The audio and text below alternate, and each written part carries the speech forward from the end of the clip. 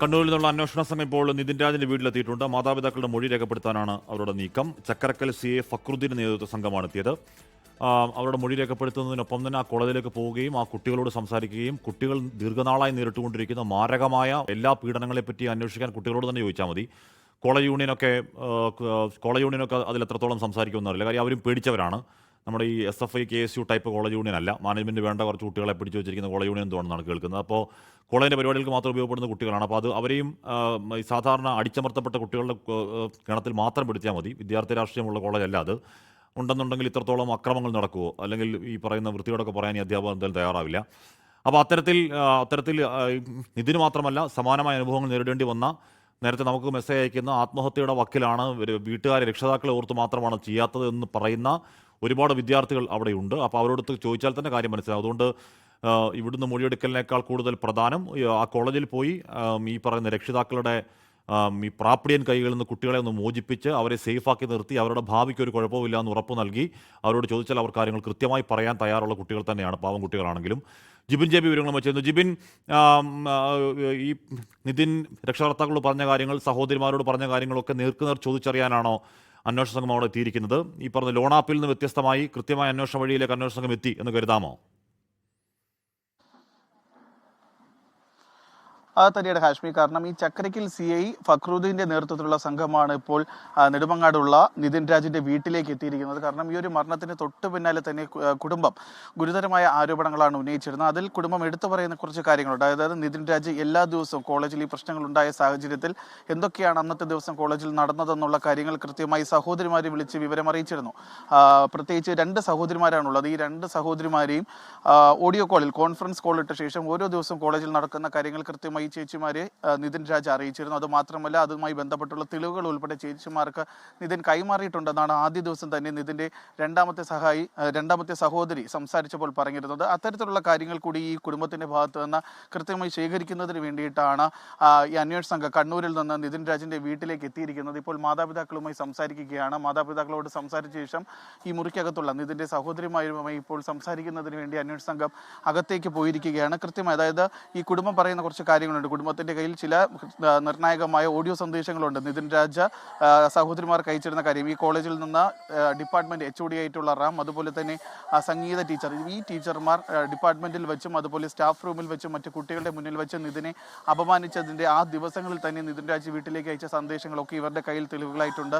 അത് അന്വേഷണ സംഘത്തിന് മാത്രമേ കൈമാറൂ എന്ന് കഴിഞ്ഞ ദിവസം അവർ പറഞ്ഞിരുന്നു. അത്തരത്തിലുള്ള തെളിവുകൾ കൂടി ഇന്ന് അന്വേഷണ സംഘത്തിന് കൈമാറാനുള്ള ഒരു സാധ്യത കൂടിയുണ്ട്. എന്തായാലും അന്വേഷണ സംഘം ഇപ്പോൾ ഈ മാതാപിതാക്കളുടെ ഭാഗത്തു നിന്നും അതുപോലെ വീട്ടിലുള്ള മറ്റ് സഹോദരിമാർ, 2 സഹോദരിമാരും അവരുടെ ഭർത്താക്കന്മാർ ഇവരുമായി സംസാരിച്ചു കൊണ്ടിരിക്കുകയാണ്. അകത്തെ മുറിയിൽ വെച്ചാണ് ഇപ്പോൾ അവർ സംസാരിച്ചു കൊണ്ടിരിക്കുന്നത്. അത് മാത്രമല്ല, നേരത്തെ ഹാഷ്മി പറഞ്ഞതുപോലെ കാര്യമുണ്ട്, ഈ വീട്ടിലല്ല അന്വേഷണം ഒതുങ്ങേണ്ടത്. കാരണം കൃത്യമായി ഈ കണക്കിൽ അന്ന് ഈ സംഭവം നടക്കുന്ന ദിവസം, നിതിൻ രാജിന്റെ മരണം നടക്കുന്ന ദിവസം എന്താണ് ആ കോളേജിൽ നടന്നത് എന്നുള്ള കാര്യം അറിയണമെങ്കിൽ ആ ദിവസം അവിടെ ഉണ്ടായിരുന്ന സഹപാഠികൾ, പ്രത്യേകിച്ച് നിതിന്റെ ഡിപ്പാർട്ട്മെന്റ് രഹസ്യമായി കുട്ടികൾ പറയുന്നുണ്ട്, മാർച്ച് 13-ാം തീയതി ഉച്ചയ്ക്ക് 1:45 ഈ നിതിനെ എഴുന്നേൽപ്പിച്ച് നിർത്തി ഇയാൾ പറഞ്ഞ വൃത്തികേടുകളെ പറ്റി കുട്ടികൾ നമ്മളോട് പറയുന്നുണ്ട്. മാത്രമല്ല, പല കുട്ടികളുടെ കയ്യിലും അതിൻ്റെ വീഡിയോ ഉണ്ടോ എന്ന് അറിഞ്ഞില്ല, അവരുടെ ഫോണിൽ അവർ ഓഡിയോ റെക്കോർഡ് ചെയ്ത് വെച്ചിട്ടുണ്ടെന്ന് പറയുന്നു. മാത്രമല്ല, ഈ ക്ലാസ്സിനകത്ത് CCTV ദൃശ്യങ്ങളുണ്ട്. മാർച്ച് 13-ാം തീയതി ഉച്ചയ്ക്ക് 1:45 സമയത്ത്, നമ്മൾ കൃത്യമായി അതിൻ്റെ സമയമടക്കം പറയുന്നത്, ആ സമയത്തെ ദൃശ്യങ്ങൾ ശേഖരിച്ചാൽ അതിലുണ്ടാകും എന്ന് കുട്ടികൾ നമ്മളോട് ഉറപ്പായി പറയുന്നു. മാത്രമല്ല, ഈ പറയുന്ന പ്രിൻസിപ്പളുടെ റൂമിനകത്ത് ഉണ്ട് CCTV. അവിടെയാണ് അവസാനമായി എന്തോ ഇതിനെ വിളിപ്പിച്ചത്. അപ്പോൾ അതൊക്കെ ആദ്യം ചെയ്യേണ്ടത് ആ കോളേജിലെ CCTV അത് അവർ നശിപ്പിക്കുന്നതിന് മുമ്പ് ശേഖരിക്കലാണ്. അതൊക്കെ ഉണ്ടായിട്ടുണ്ടോ ജിബിൻ?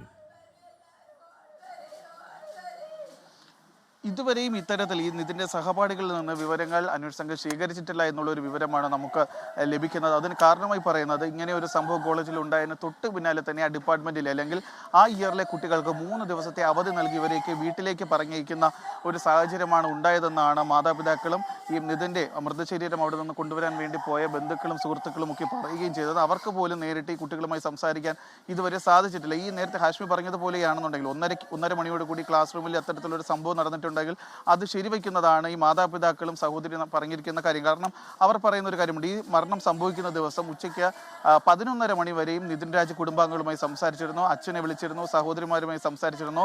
അന്ന് ഉച്ചയ്ക്ക് ഭക്ഷണം കഴിക്കുന്നതിന്, കാരണം ഈ ഹോസ്റ്റലിലെ മെസ്സിൽ നിന്നുള്ള ഭക്ഷണം നിതിൻ അത്ര ഇഷ്ടപ്പെടുന്ന തരത്തിലുള്ള, അതുകൊണ്ട് തന്നെ പല ദിവസങ്ങളിലും പുറത്തുനിന്ന് ഭക്ഷണം കഴിക്കുന്നതിന് വേണ്ടി നിതിൻ 150 രൂപയും 200 രൂപയും ഒക്കെ ഈ ചേച്ചിമാരുടെ കയ്യിൽ നിന്ന് വാങ്ങിച്ചിരുന്നു. അന്ന് ഈ സംഭവം നടക്കുന്ന ദിവസവും ഉച്ചയ്ക്ക് 11:30 കൂടി സഹോദരിമാരെ വിളിക്കുകയും ഇവരുടെ കയ്യിൽ നിന്ന് പൈസ വാങ്ങുകയും ചെയ്തിട്ടുണ്ട്. പക്ഷേ ആ സമയത്ത് ആ ഒരു കോളിൽ പോലും കോളേജിൽ മറ്റ് പ്രശ്നങ്ങൾ ഉണ്ടായതായി നിതിൻ സഹോദരിമാരോട് പറഞ്ഞിട്ടില്ല. കാരണം എന്തെങ്കിലും ഒരു ചെറിയ പ്രശ്നം കോളേജിൽ ഉണ്ടെങ്കിൽ പോലും, അല്ലെങ്കിൽ ജീവിതത്തിൽ ഉണ്ടായാൽ പോലും അത് കുടുംബത്തോട് എല്ലാ ദിവസവും ഷെയർ ചെയ്യുന്ന ഒരാളാണ് നിതിൻ രാജ്. അപ്പോൾ കോളേജിൽ ആ 11:30 വരെ പ്രശ്നം ഉണ്ടായിട്ടില്ല. അങ്ങനെയാണെന്നുണ്ടെങ്കിൽ ഈ സഹപാഠികൾ പറയുന്നത് പോലെ 1:30 മണിക്ക്, അതായത് ഈ 11:30ക്ക് ശേഷം കോളേജിൽ നിതിനെ ആത്മഹത്യയിലേക്ക് തള്ളിവിടുന്ന തരത്തിൽ, അല്ലെങ്കിൽ മരണത്തിലേക്ക് തള്ളിവിടുന്ന തരത്തിൽ എന്തൊക്കെയോ ഗുരുതരമായ കാര്യങ്ങൾ നടന്നിട്ടുണ്ട് എന്നുള്ള ഒരു കാര്യം വ്യക്തമാണ്. അങ്ങനെയുണ്ടെങ്കിൽ ഈ വീട്ടിൽ വന്ന്, നിതിൻ്റെ ഈ വീട്ടിൽ, വാടക വീട്ടിൽ വന്നല്ല മൊഴിയെടുക്കേണ്ടതും അന്വേഷണ സംഘം മറ്റു വിവരങ്ങൾ ശേഖരിക്കേണ്ടത്. നേരെ പോകേണ്ടത് ആ കണ്ണൂരിലെ അഞ്ചരക്കണ്ടിയിലുള്ള കോളേജിലേക്ക് തന്നെയാണ്. കാരണം അവിടെയാണ് ഈ സംഭവം നടന്നിരിക്കുന്നത്.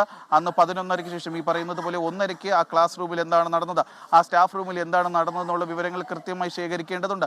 ആ വിദ്യാർത്ഥികൾ, അതായത് ഈ 3 ദിവസത്തെ അവധിയിൽ ഇപ്പോൾ ഈ വിദ്യാർത്ഥികളെ എല്ലാ വീടുകളിലേക്ക് വിട്ടിരിക്കുകയാണ്.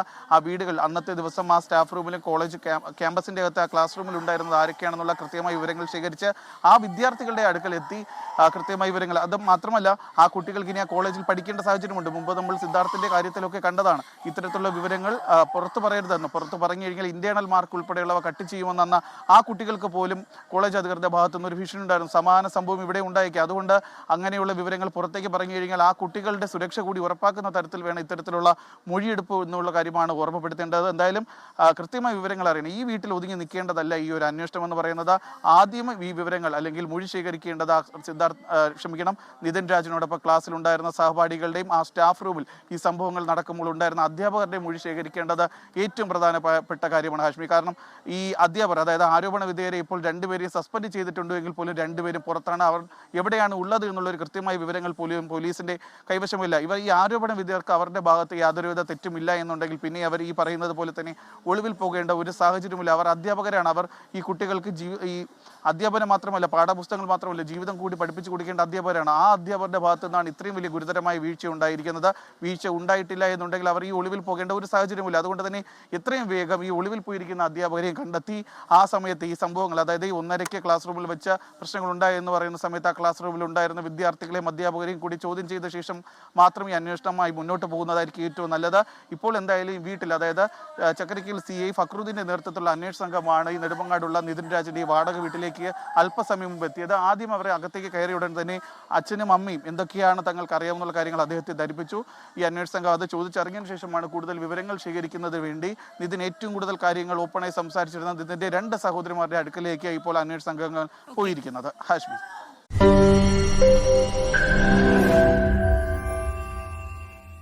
ലോകത്തെവിടെയായാലും ഏത് സമയത്തും 24 വാർത്തകളും ഓഗ്മെന്റഡ് റിയാലിറ്റി പാക്കേജുകളും എക്സ്പ്ലെയിനറുകളും വിശദമായി കാണാൻ ഞങ്ങളുടെ യൂട്യൂബ് ചാനൽ നിങ്ങൾക്ക് സബ്സ്ക്രൈബ് ചെയ്യാം.